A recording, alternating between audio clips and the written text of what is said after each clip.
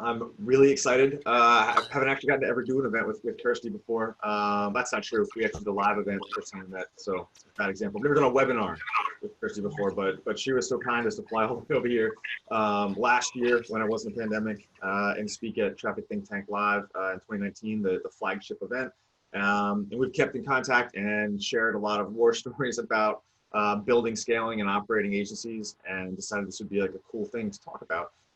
And we generally, I think, just have a lot of fun because she's got a very dark sense of humor because she's British, which works really well with my dark sense of humor.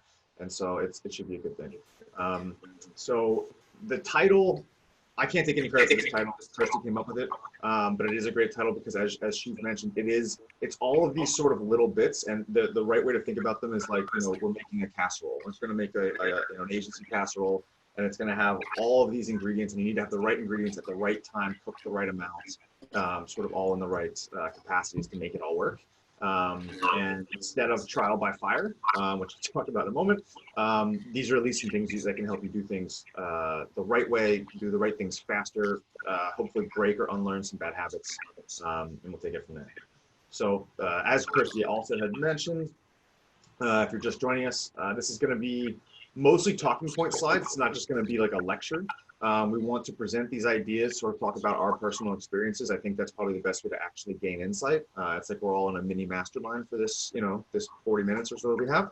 And so at any point in time, if you have any questions, if anything we're dive into specifically, if you want to dig into anything that we say, or you want to just hop on audio even and make it a little more interactive, just at any time, feel free to use the chat pane. We'll be keeping an eye on it the whole time, and we'll go from there. So without further ado. Thank you. How wonderful. And it's always really nice to, whenever I watch Nick's work, and certainly when we've been preparing this, you could not get, I think, as it comes for like agency owners, two different skill sets. And I think from what we're sharing today, if you can take away some bits that I say and some bits that Nick say, I think it really is a formula for all of the key ingredients that you need. And certainly that kind of, I wish I had known when I was running my dumpster fire agency. So my name is Kirsty. For those of you that don't know me, I'm the founder of Raw Training, and we're a training company specifically for agencies. And my story is I was running an SEO agency. We founded in 2015, and that agency was all remote, majority freelance, most people contractors. We scaled up to a team of about 70 of us. We were working with brands like IBM, Virgin Atlantic, Virgin America, Claire's Accessories, like really big brands.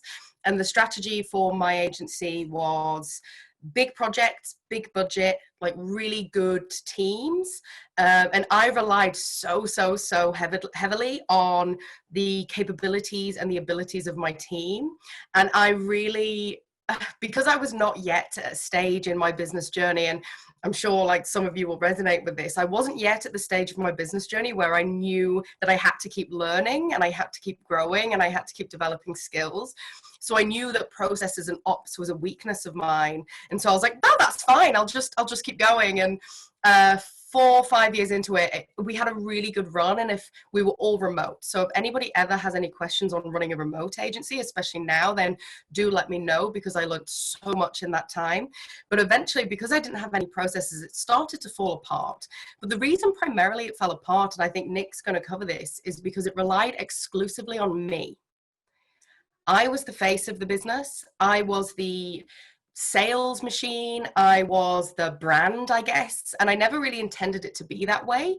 And I had lots of brilliant people doing the delivery and the execution, but the rest of it all came down to me. So I burnt out. I got exhausted. And I actually started to resent this brilliant business that I built. And it wasn't that there was a flaw in the business. I just needed to learn some stuff. And I wasn't yet at that position where I'd learned it. Anyway, so I became qualified as a coach, and a lot of the coaching qualification that I did is focused on what's called brain-based coaching, and it kind of uses the fundamentals of neuroscience and applies it to corporate environments.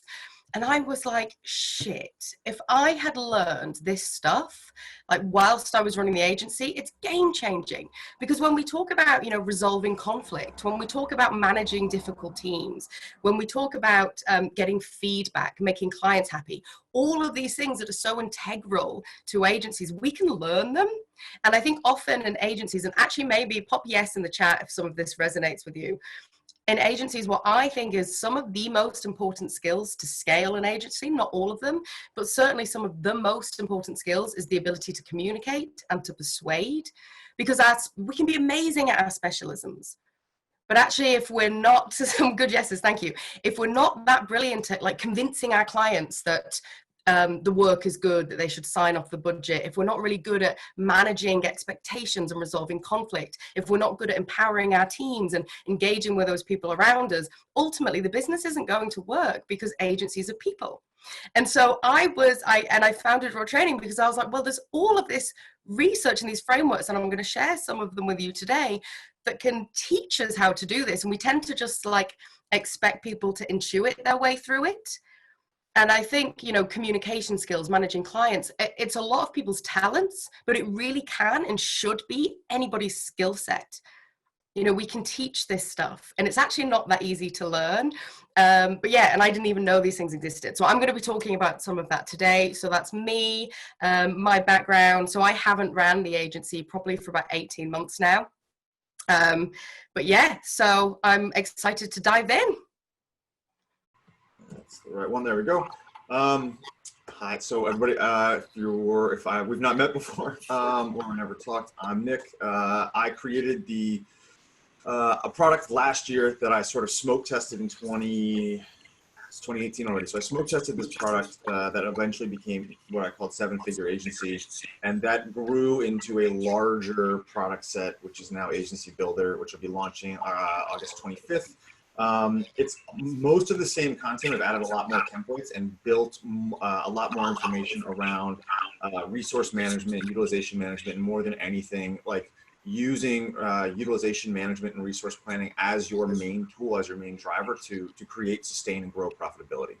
Because that is a very hard lesson I learned when I ran my first agency, which I will tell you about. Quick story time. In 2004, so I was a sophomore in college. I was working at Morgan Stanley, making 150 to 200 phone calls a day. It was the worst job that has ever existed on the planet. Even for an extrovert like me, just like being told to fuck off that many times in a single day is not good for anybody's morale or mental state. I did get some sales out of it, but I was looking for any opportunity I could to stay at Morgan Stanley, but just go somewhere else and not have to make cold calls all day. Ended up getting into like a role where I was helping with marketing. We were trying to figure out this weird thing back then that you could do at mass, which was called email. So like, email's been around for decades before this, but like email marketing this was like the advent of it, right? This was 2004. Funny enough, so I worked on a very, very big unsolicited email campaign for Morgan Stanley that I engineered ways to get all the email addresses, test the email addresses, send this out, and it generated a significant amount of business for the private equity group I was working for inside. Coincidentally, so that was like March or April of 2004. Coincidentally, come like October, November, that's when the Canned Spam Act actually got passed, and that put a lot of speed bumps in our process. So anyway, I moved on, started helping other small companies with digital. I was trying to do SEO back then, but it was a lot of weird legacy CMSs. Stumbled into creating an agency in 2007 called Automni with 2 business partners. We were able to grow it pretty quickly. I think we did from 500,000 or 600,000 our first year. That was mainly just me grinding, like doing anything I could, scrapping anywhere I could to get business. We would take on any project, work with any company, didn't matter, no big or small. Give me your money, we can do this work. I just want to get the business going. Year 2, we hit a nice stride. We built up some retainer clients. One of our big ones was Dietz & Watson. We ended up working on a CMS project that enabled them to roll out this like super low level CMS for like if you had to create a CMS that your grandmother could use, like not like your, like maybe at this point it was your great grandmother, because we're talking 13 years ago. but like super overly simplistic, like dummy proofed. So we built that for them to use, and they ended up wanting to roll it out to all of their franchisees. So each individual franchise could have a store across all 1,200 franchises in the US. Long story short, the agency began to crumble. So we're focusing on this software project. We've got client deadlines. None of us, the three, like it was me, a math dude from Drexel, and a computer engineering major, also from Drexel, who had met each other in their MBA program. And then me, who doesn't have a master's degree, barely finished college. Yeah, formal education is just not for me. So we were missing client deadlines. Nothing was standardized, so everything was ad hoc. All the projects were sort of custom created. We would do whatever the customers wanted. Endless meetings, phone calls.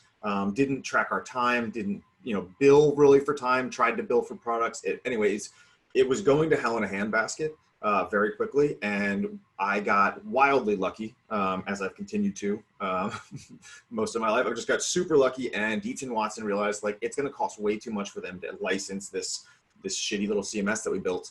And it makes way more sense for them to buy it. And the easiest way to do that is to buy the company, because the company doesn't have any assets except for this code base. So that's how I exited my first agency. It was like an accidental exit that really saved me from probably going down this like deep downward spiral of client loss and debt and ultimately, closing down the business, shuttering the business. So got really lucky that that didn't fall apart, because it didn't actually fall apart because the bottom was actually falling off. And it's because I didn't know any of these things that we're going to touch on. Like I didn't understand how important all of the infrastructure was and the order that you needed to put the infrastructure in place and how to empower your people and get yourself the fuck out of the business. So as a normal self-loathing agency owner, I'm standing here today and I haven't been the CEO of my company now for going on 7 months.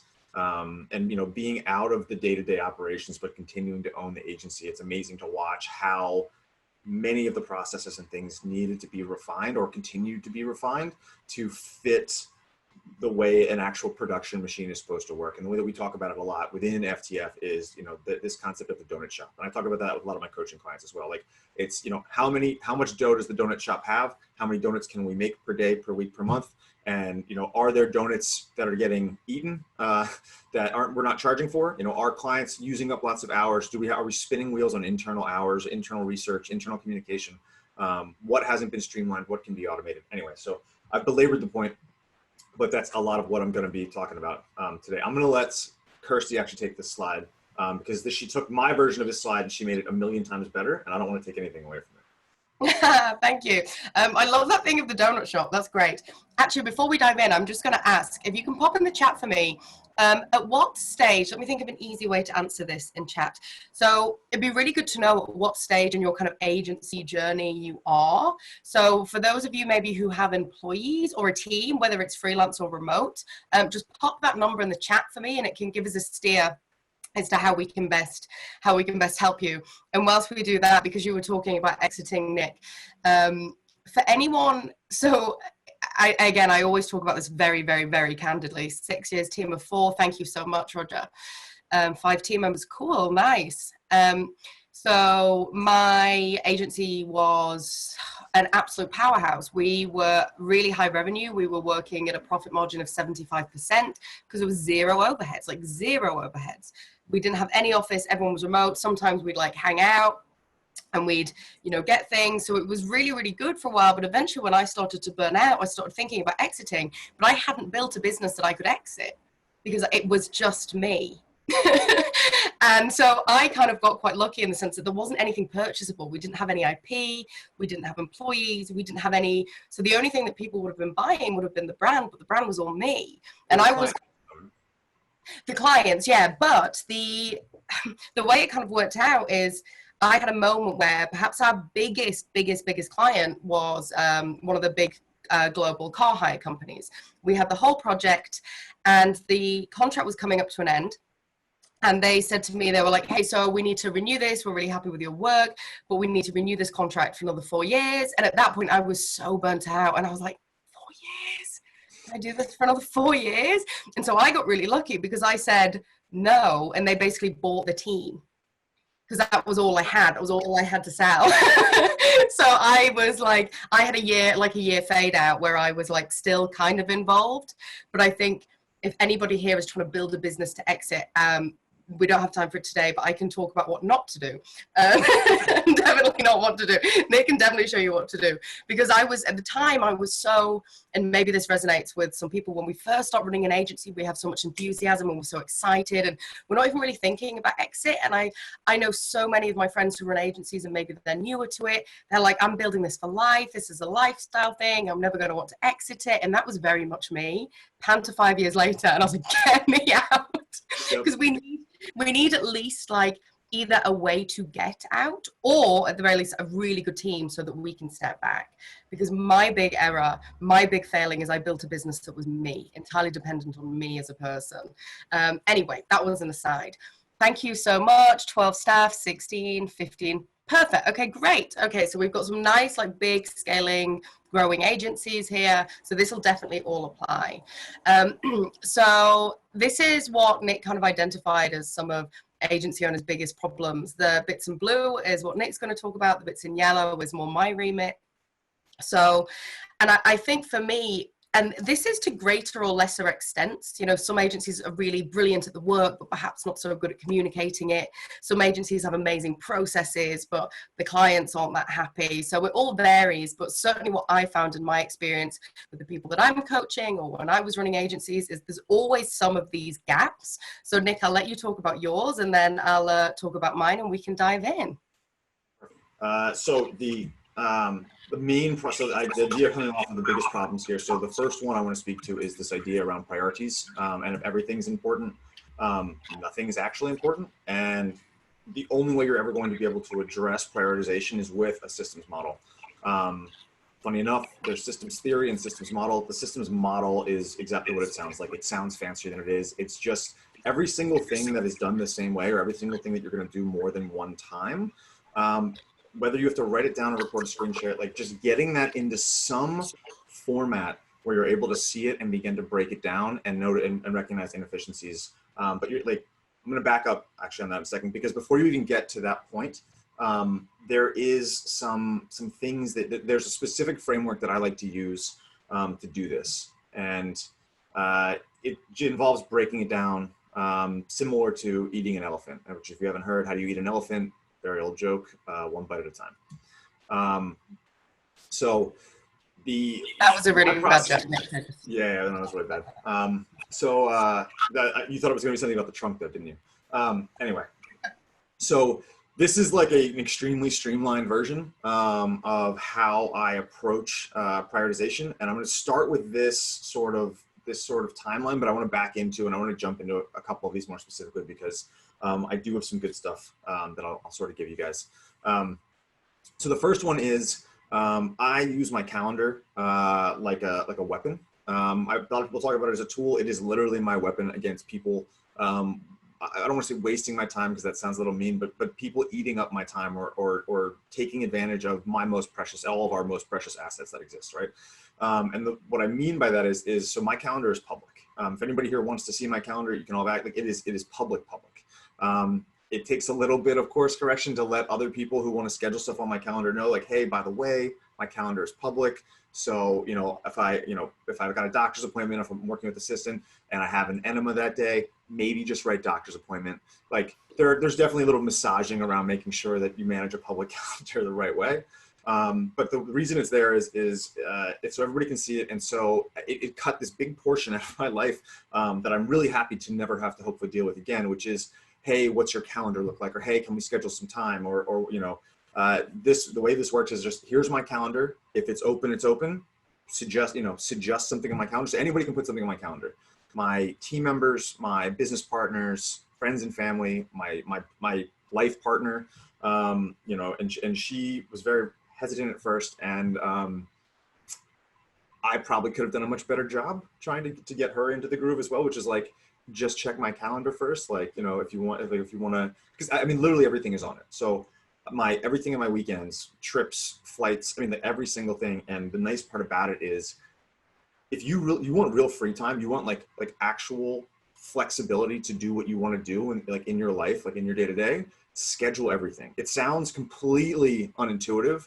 Like, how am I going to have the serendipitous free time? How am I going to actually have this flexibility in this great life if everything is so regimented and scheduled? But if you schedule the free time, you schedule the dinners with your friends, you schedule date night, you schedule, like, if it's all there, you'd be amazed. And then you learn to respect your calendar. You'd be amazed at how much you actually get done.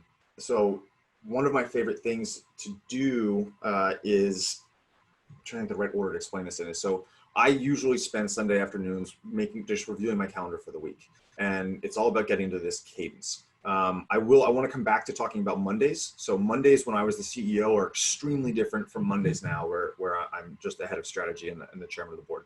I want to come back to that toward at the end of this though.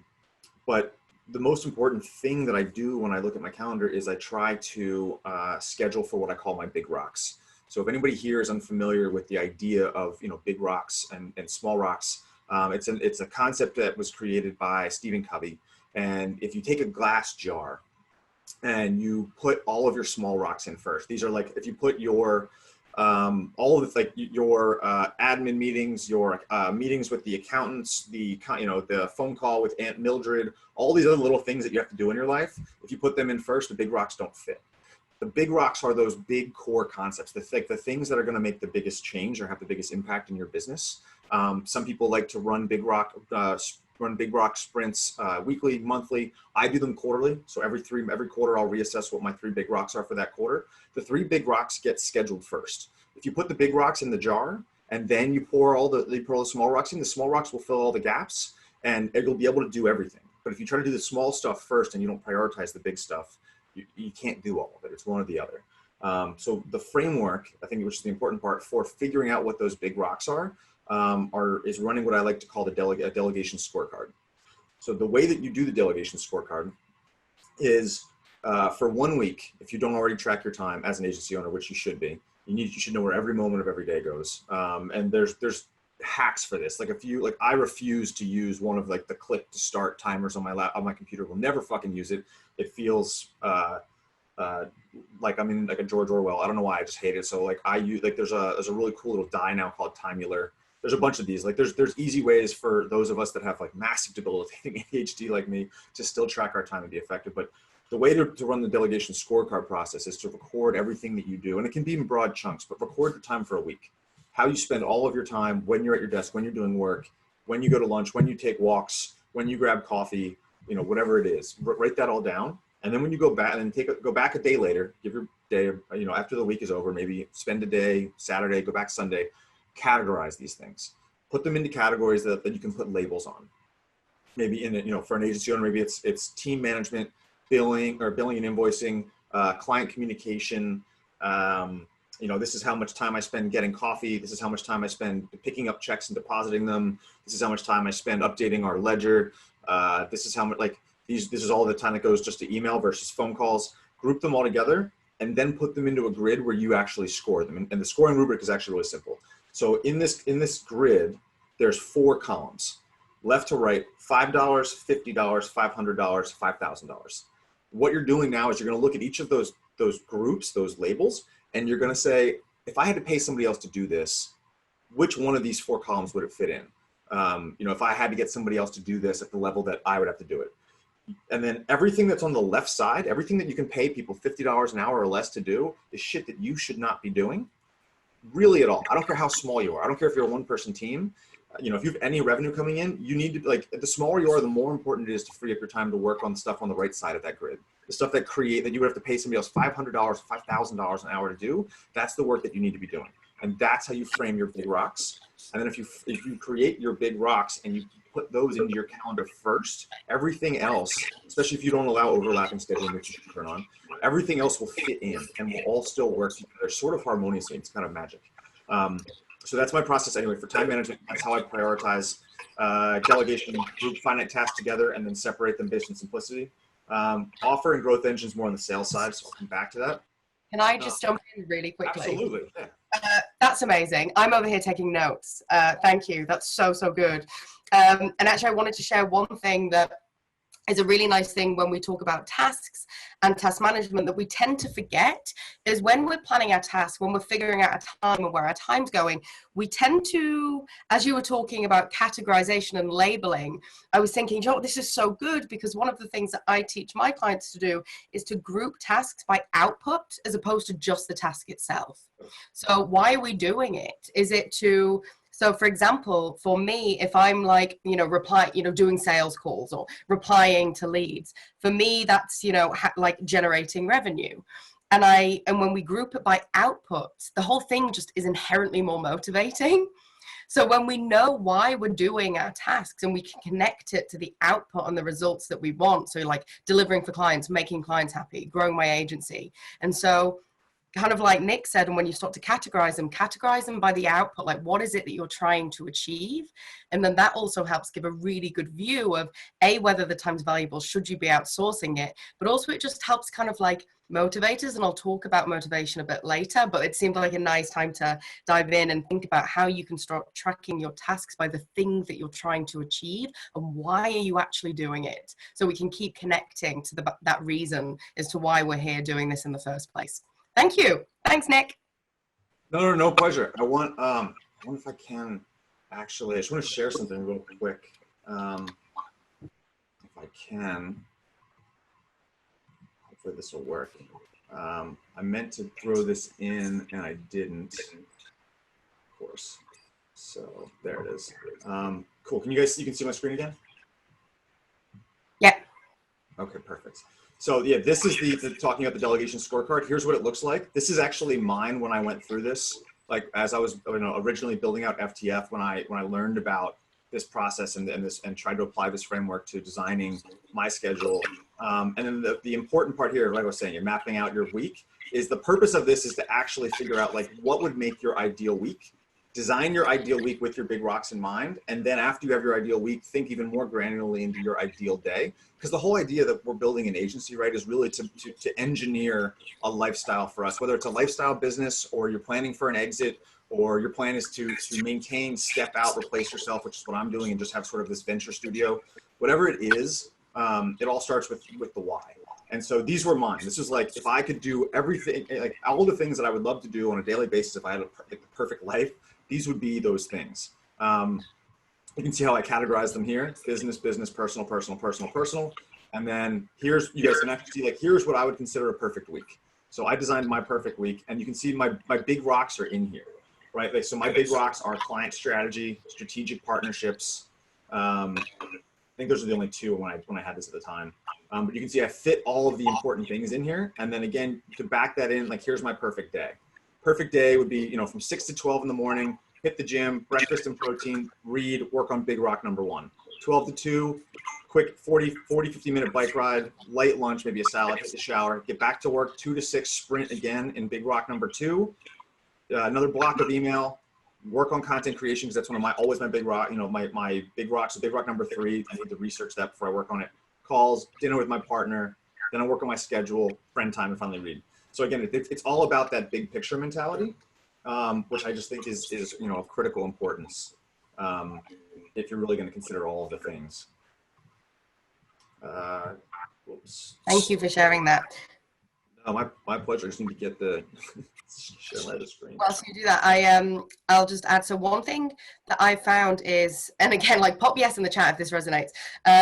I found, you know, when I was running an agency, I had to wear like multiple different hats, you know, whatever that means. And sometimes I was doing research, sometimes I was writing, sometimes on sales, sometimes I was talking to clients, sometimes I was like marketing. And what I realized is, to do these different tasks, to do these different skills, it's actually quite a big cognitive gear shift.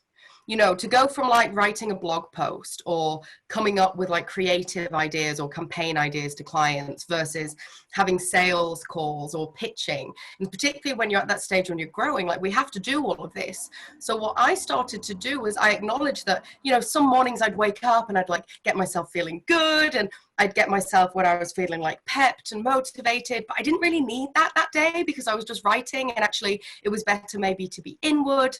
And so we have these different moods and mindsets, or at least I do. And so I grouped tasks, also very similar to Nick, into mindset. So I have 3 mindsets that I need to like properly run my business. The first one I call grow. That's sales. That's outward. That's when I'm being an extrovert. That's client management. That's when I'm talking to people. Then I have manage, admin, basically the stuff I don't like. And then I have develop, which is inward, research, writing, learning.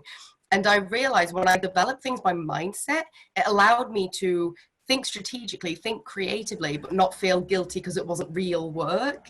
It allowed me to take time out to plan on my business, but not freak out because I wasn't like constantly on and doing things. So that's another thing that I've added as well, to allow me to do different things and like wear all of these different hats and have to do all of these different jobs in a way that feels natural. I can tailor my routine. So maybe if you're someone like me who feels that like shift, that can also help. And I've got some research on that I can share if it's of interest to anybody. Oh, that's awesome. Yeah, we should put, I'm going to also probably end up going through a ton of other examples. And like that, what I'll do is that first module from Agency Builder, like the how to create your calendar, like how to use your calendar as your actual gatekeeper. Like literally like even the templates you would send to people. In addition, the how to build your delegation scorecard, and then the exercise to do your ideal day and your ideal week. I'll send all that. We'll send an email to everybody out, and we'll include all of Kirsty's links. So I'm sure there'll be more, and some of those other attachments. Just so thank you for being here live. So anyway, the whole point with the calendar piece is it really comes down to this line right here. And this is what this is a mindset piece, which is if it's not in my calendar, I will 100% forget it. It happens like my wife can be like, hey, can you take the trash out? And if I don't put it in my I don't put the time slot in my calendar, it's not going to happen. Yes, I'm that sad. Like I need the calendar, or everything that needs to get done doesn't get done. Delegation, we just talked about this. This is essentially the scorecard. And the most important part here is just to stop doing shit you shouldn't be doing. As the founder, as the leader of your agency, your brain, your time is the most important. You can affect change greater than anybody else, and nobody's going to care about it as much as you do. Like I take that idea, that autonomy thing, so seriously that I've tattooed it on my wrist. Just a symbol to remind me that like no one else is going to do it for you. You have to create the life you want. And nobody's going to care as much as even your family and friends care about you and love you. Nobody's going to actually go build the business. So it's just making sure that you have the time to do it. Here, speaking of which, this is my framework for essentially starting when you begin the process of scaling. Actually, you know what? I'm going to do it again. Sorry, Kirsty. I'm going to stop sharing this, and I want to jump in and share another example that I think is super pertinent to where we are right now. It of course closed. Oh, here it is. Okay. Told everybody this was going to be interactive.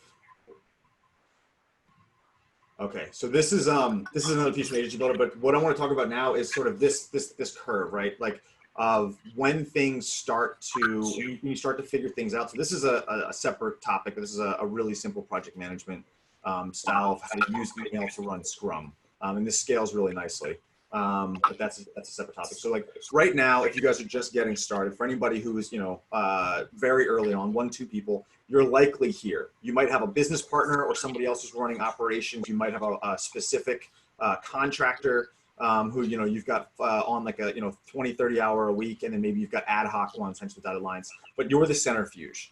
I take a very different approach, I think, from a lot of other people, where I believe in bringing operations in and shifting your workload so all of the operational pieces, client communications, contract management, resource management. I believe in getting that off your plate as the first step. Other people, and I think Kirsty, actually, this is kind of awesome, because I think you did the exact opposite. You got subject matter experts, and you built your team and infrastructure first before you worried about ops. I'm a major ops person. So I'm like, get me the hell out of ops, have the clients go through the operations person, and then let me put, I would just want to manage one operations person so I can delegate. I want to manage a project manager, and they're essentially, that person's managing the individual project teams. So if you're a 5-person, 5 to 10 person company, 5 to 7-person company, this is probably what you look like. 10 probably looks more like this. 20 probably looks more like this, so on and so forth. Yeah, I definitely did that. We had, so at a team of 70, I had maybe 2 ops people and 4 PMs. Not enough. Didn't prioritize it, prioritize the work rather than the ops. And it was a big, big, big, big lesson. Because for me, it just felt like this huge expense. And then I learned. So I think your notion of like ops first, I can see how beneficial that would be for sure. Yeah, so this is an extension of that, right? Where it's, this is you guys right now. You're the head of your brand. You're the head of sales. You're the ops person. In terms of trying to oversimplify this, like as much as possible, this would ultimately be what your structure might look like as you begin to scale. So having that operations person, potentially, you're either going to have a high hourly cost, or if they're willing to come in for a bit of phantom equity or a longer vesting schedule, so you can actually afford it. I'm a big fan of bringing them in sooner than later. You might have somebody who handles your client lead or is another partner. Again, this would be a high hourly cost or potentially equity. You might have deliverable focused people. These are going to be your contractors. This is where you're going to have to invest the greatest amount in training. You might have a mid-level cost per hour. And I'd be really curious, Kirsty, to hear how sort of your own personal experience works with this in one way or the other. Yeah. So I mean, mine looked very, very, very similar to that. Actually, that structure was exactly the same. I think where I fell down was the head of brand and sales exclusively being me just became too much. So I think actually I got to a stage where I definitely needed some kind of sales function, and I didn't. So yeah, you never put the second layer in place here. You just skipped that one. Yeah. But yeah, it makes things really you focused. Yep. So this is more about, this is sales. So I'm a really big advocate of this idea of what I call a trust offer. It used to be called, the old school marketers call these tripwires. That sounds like nefarious in my opinion, like you're trying to like trip somebody up and they fall into buying your product. I don't like that nearly as much. So I characterize these as trust offers. These are low cost offers that enable you to get paid for your time, get paid for your brain power, and present a roadmap of work that you now can do. The whole idea of a trust offer is it has an implied upsell to a much larger body of work. Our trust offer at FTF was an audit that got way too commoditized in the SEO digital marketing space. So we made it a site crawl and analysis. And we've gotten to a place now where we've built enough efficiency up around it that we'll do a free crawl and analysis as part of, as a sort of a free offer, introductory offer for a new prospect, up to 100,000 URLs. The best trust offers, in my opinion, are free or extremely low cost. Other great examples would be like Glenn Alsop, what used to be his $39 video audit, the Loganic $7 citation audit. WordStream has a great one. It's a free PPC audit. It's not a great PPC audit, but it's free. Again, it's just about putting these offers in place where you can show and demonstrate value. And so like my obsession is building, like adding components onto my growth engine. And the whole idea behind the growth engine is just having all of these different offers at different places, parts of the funnel for different target audiences based on the products or services that you're selling. The way that most people, marketers describe growth engines is this idea that like, here's my ad set, here's my offer, that pushes my offer goes to this landing page. What does it cost me to convert that, from that landing page to a lead, and then from that lead to a qualified prospect, and then to a sale. And they think of it very linearly. Like here is my growth engine. I put $1 in over here, and $3 comes out that on this side. There's nothing wrong with it. I like to think about it in a much larger state. I think about a growth engine as something that's never done, where I'm constantly trying to add more cogs and more pieces and constantly make the engine bigger with more and more moving parts, all of which generate leads. So like in Agency Builder, for example, like I dive into my actual growth engine, show like, here's how I use Medium. Here's how I use free tools like Wonder Search and Semantic. Here's how I use content marketing. Here's how I use partnerships. Here's how I use webinars, and show all that lead flow. And how that all essentially, a lot of things again align with a specific individual trust offer, depending on who that audience is. And then the next piece, and this is one I just want to ask actually in the chat before I don't want to detract from the presentation again. Would anybody like to see an example of how, of what one of our knowledge bases actually looks like for the agency itself? Seth says yes, yeah. So I got one. I got one yes. No offense, Seth. I'm sorry, man. I don't want. Okay, two. I'll keep it quick, I promise. But if you want to see the way it's actually, all right, then I have to do it. So let me pull that up then.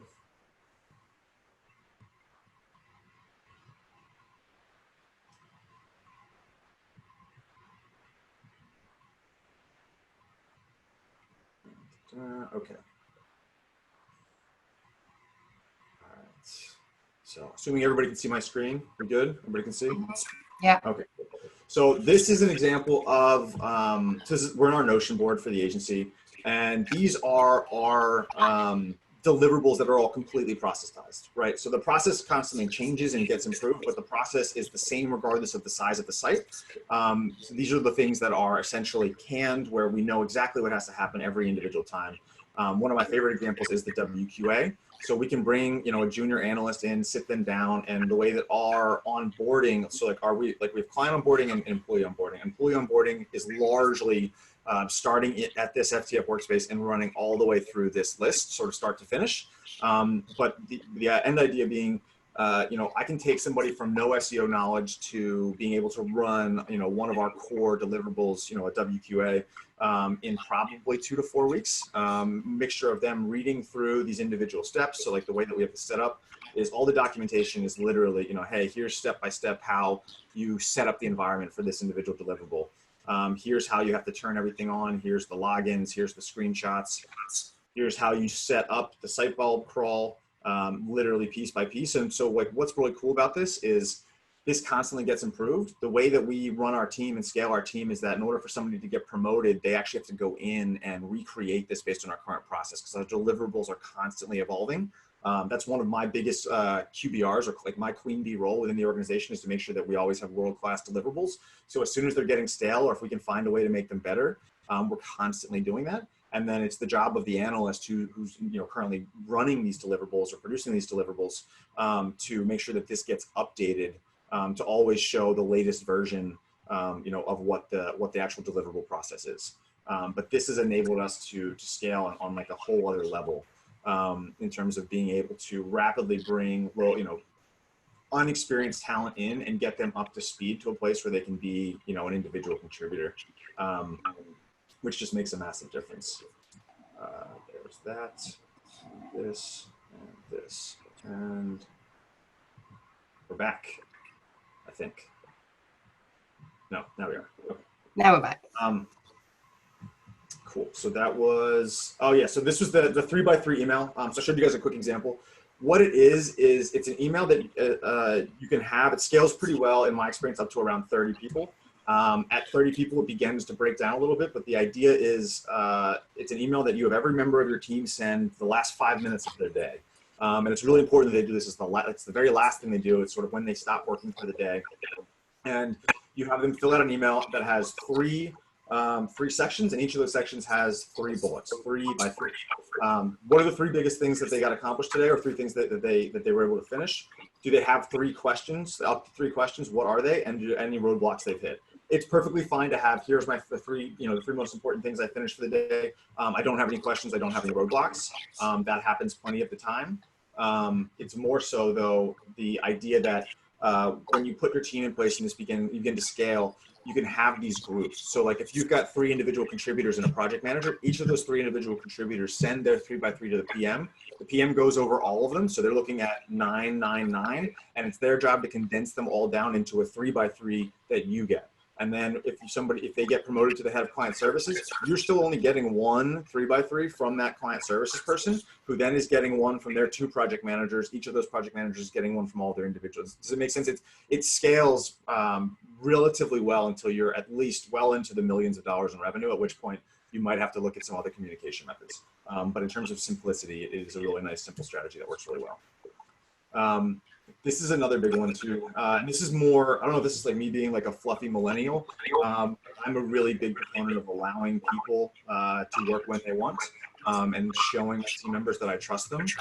And while I need them to track time, it's not tracking time to play George, to play Big Brother. The time tracking there, and it's really important, I think, that all of our team members understand this. So we really go to great lengths to explain this and instill them. Like, this is not about making sure you're not taking extra coffee breaks or going for walks or dog walks or grabbing a coffee with your significant other. It's none of those things. We need to know where your time is being spent so we can prioritize how to use your time, and so we know when we have to hire or fire. You always need to be right sizing your agency, especially when you're smaller. Like, you constantly need to be running against that utilization rate. Other actually super interesting thing that I didn't think to mention, but I should, is a major mistake that I made, and I'm super curious to hear your opinion on this, Kirsty, is I always thought I had to hire ahead of the curve.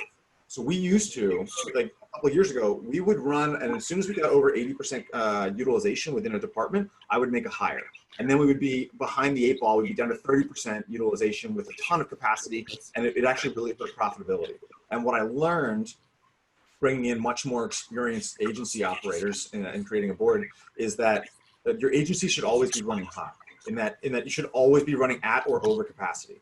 You shouldn't be making hires till you're at 105, 100, like 105, 110% capacity or utilization within a specific department. That's how you make sure you always maintain that minimum profitability number, and you're constantly actually kicking off as much cash as you need to be to stably and safely run the agency. Yeah, thank you. And I agree with you, actually. So we, and so on the trust thing, like, a lot of people say, if we talk about like working remotely or managing remote teams, people say, well, how can I trust my team? I'm like, well, do you trust them? Yes or no? And if the answer is no, then that's a bigger problem. Like, I think the most important thing as an agency owner is you've got to trust your team, because if you don't, it just becomes like really problematic later down the line. And actually getting some really, really nice questions. So thank you. So in terms of finding the time for a lot of this stuff, like, one of the big things, especially that, Nick identified early on, that agency owners and problems that we can experience is just like constantly being reactive and constantly being on. So the way that you carve out time for this is you carve out time for it, but you have to do it way in advance. So you want to be scheduling maybe like 2-3 days next month or next week. And so you put it in there and like secure that time, because we tend to always leave this really important work to the last minute. Like, it doesn't get done because we have clients, and there's that expression, the squeaky wheel gets the oil. And our marketing, particularly as maybe marketing agency owners, always gets fallen down. So, I mean, the answer to that is not that, it's probably a bit annoying in its simplicity, but it's scheduling time in advance within the next 3 weeks, month, whenever is feasible. And then you lock it in and you make sure that nothing else, that the client expectations are managed around that. And so you say to clients, this can't be delivered at this time because this is happening, and identifying actually the value of the work and how important these processes are. So that's to maybe unhelpfully answer your question. So I saw Jeff's question come through, which is finding the time, right? That's what you were just speaking to. One thing I will say, just as an aside, it could be an entirely separate webinar, is I am really, unlike I think a lot of other agency owners, when you get to it, especially if you get over 10 plus people, you start looking for like heavy hitters. It's like, all right, I need senior talent, I need mid-level managers, I need senior talent to run my departments. I very much believe in investing and growing, growing the resources you need. Which is why the first year we ever existed. So in 2014, I launched a website called SEOapprenticeship.com for this free apprenticeship model. And every single person who is a VP, director, or like a senior manager in the agency today, every single one of them came through that apprenticeship program. And the nice part about that is the apprentices need to learn how to do the deliverables and learn how to do the client work without actually doing the client work, because you can't have apprentices doing client work. So the resources that are doing the client work are then, training, or essentially they're working directly with the apprentice, but it's the apprentice's responsibility. They have ownership over getting the documentation set up, and you're the sounding board, you and then the other senior resources that are the individual contributors. But again, it comes down to the delegation. Like, your time is too valuable. You can potentially be creating this documentation. Your job is more so to supervise and refine and make sure that it's accurate and up to date. So, like, you are ultimately the gatekeeper of your own agency knowledge base, but you cannot be the owner of the project, if that makes sense. Okay, cool. So when we were preparing this, I was like, Nick, me and you, we can talk about this. So I think we'll take the next 10 minutes, so we'll make it an hour, and then If you want to ask any more stuff, we can go from there. So I spoke to, this is probably about 3 months ago, I did some market research. I spoke to 400 agency employees and owners, and I asked the question, if you were performing at your best, what would be different? That's a really nice question to ask people as well, because you get really interesting answers with that question. And 3 things came out, and maybe these resonates with some of you. So purpose and clarity. So totally separate webinar, but what are you actually doing? What are you actually building? What difference do you want? What do you want the outcomes to be? Confidence and abilities, both for agency owners. I believe that I can lead this agency, but also for teams. I can talk to clients. I can be an expert. Less stress and more energy. So probably something that we can all relate to. And I'm going to talk to a few of these now in the next 10 minutes. And I'm hopefully going to give you some frameworks, some tools, techniques that you can implement tomorrow that will have an impact on this. Next slide, please, boss. Okay, so people. So one of the things that agencies do, because they are invariably like busy, high energy environments, we tend to rely on what's called push motivation. So humans have 2 types of motivation. Maybe you're familiar with some of this in other areas of your life. We have push motivation and pull motivation. If you have a notebook, maybe write this down. So push motivation is when we are avoiding something bad. So push motivation is don't want to lose that client, don't want to lose revenue, don't want clients to get annoyed, don't want to be seen as an idiot, don't want to fail, etc., etc. And certainly my first agency, I operated it exclusively from a place of push motivation. I don't want to look stupid, I don't want to fail, I don't want to tarnish my reputation. And that's all well and good. We can get a lot of work done on push motivation, but it isn't sustainable and it isn't motivating. So if you're leading teams, and this is both for you, but as a leader, as a manager, if you're building teams, we also need to have pull goals. So what pull goals are essentially the positive opposite. So you have your push goal, which is I don't want this client to leave, I don't want, so your pull goals are more along the lines of something like, you know, I want to build an agency where clients brag about our work, whatever it is, and they should be inspiring and motivating. And if you currently are running an agency or you're building a team and the people in your agency and yourself don't have goals that inspire them, that's going to become problematic over the long term. Because like we've said, I think what we can all know about agencies is we don't have enough time. We never ever seem to have enough time. And what this does, it results out in frustrated, burnt out teams, either for ourselves or those people that we're working with. And so pull goals can be a really, really simple and easy, quick, effective way to reinvigorate the team. So we're not always talking about the push motivations, and those push motivations are we're going to lose that client, we're going to make that client upset, we're going to etc., etc., etc. We need to shift the conversation. So it's about, hey, maybe we can make that client really delighted with what we're doing.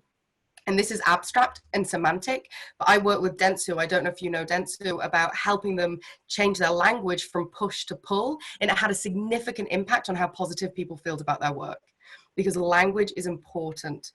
So if, and again, this is really abstract, but I'll share my Calendly if you want some more help doing this, so that we can start talking to our teams and our people in ways that isn't inherently stressed, because the environment's already stressful enough. So that's one thing that I wanted to talk about, and I am running through this. So next, what have I got next? Right, so I'm going to share some things with you now. So clients, aren't clients lovely? So what we do in agencies, and this is a statement of confirmation, not a statement of judgment, is the most important thing in our business is clients. It just is. It's what keeps our businesses going. And we expect ourselves and our team to manage them through guesswork. We guess how to manage clients. We guess what we're meant to be doing. We guess how we're meant to be having these conversations. Some of us are good at it, but others not so much. Maybe you're working in environments. I know there's someone on the webinar who, you know, mentioned they had a big technical team, or maybe you're working in environments where it's not someone's natural ability to perhaps be persuasive, be communicative. And there's frameworks on how to manage conflict, how to manage clients, resolve conflict. And we tend to not think of this stuff as agency owners because it feels like a luxury. Your ability to retain your clients is not a luxury. And we should be spending the time, energy, and effort in making sure that not only do we do the work is really important. But there's research that has shown, there's a paper, I'll make sure Nick sends it out to you, that 70% of big brands, and I'm sure the mindset is the same for all businesses, change agencies even if they're happy with the work. It's not just about the work. We can be really good. We can have amazing, we can be so good at our specialisms, but if we're not building those relationships, if we're not compelling communicators, we're going to lose them anyway at some point. So I'm going to share just a couple of questions. In fact, I was trying to think what would be the most quick and easy beneficial thing I could share with you. And actually this is really, really powerful for if we're trying to manage unhappy clients. Say yes in the chat if you've ever had an unhappy client. Just like occupational hazard, right? So really simple, really quick, and really, really easy. So what I want you to do is, if a client is really, really frustrated with you, and write these down, ask them the question, on a scale of 1 to 10, how are we performing for you? Okay, or something along those lines. And next, if they're really annoyed, they'll probably say 3, 2. And then I want your next question to be, okay, great. Thank you so much for answering that. Why are we a 3 and not a 1? And then if we ask our clients that question, suddenly we've kind of forced them to, at least for a second, think about something positive. And so they'll be like, well, okay, so, you know, the idea was good, but the execution was bad. And then you go, okay, thank you so much. So if we're a 3, what do we need to do in your eyes to get to a 5? And then, okay, great. When we're at a 5, what do we need to do to get to a 7? And keep checking in, because what this does is it creates accountability on the client's part. Because we've all had those clients who are difficult because they want to be difficult. We've all had those clients who are obtuse just through the joy of being obtuse. And so if maybe you can even put this in client satisfaction surveys. And another thing that's really nice and can be really motivating is, I've done this, I've gone into agencies and helped them implement this stuff to have better communications with teams and clients. And I did it with one agency and they were like, we were getting 9s. And they thought their clients were unhappy, because often we tend to think our clients are unhappy, but we're guessing. We're just guessing, whereas there's so many frameworks we can use. So that's just one of them. I'm going to think of one more thing I can share with you in the next 2 minutes that maybe you could apply and would be okay. So a typical thing that tends to happen that clients love to do is, maybe some of you are working with clients that are constantly giving you no's. Maybe those clients that are getting frustrated with you because the delivery isn't good or the results aren't what they expected, but they're never signing off your ideas. They're never saying yes. So what I want you to do is write down the question, if there were no obstacles, what would be different? If there were no obstacles, what would be different? And then they'll give you an answer. So, you know, if there were no obstacles as to what brand will sign off, what marketing can say we will do, etc., what would be different? They'll give you an answer. Your next question is, okay, great, how do we do that?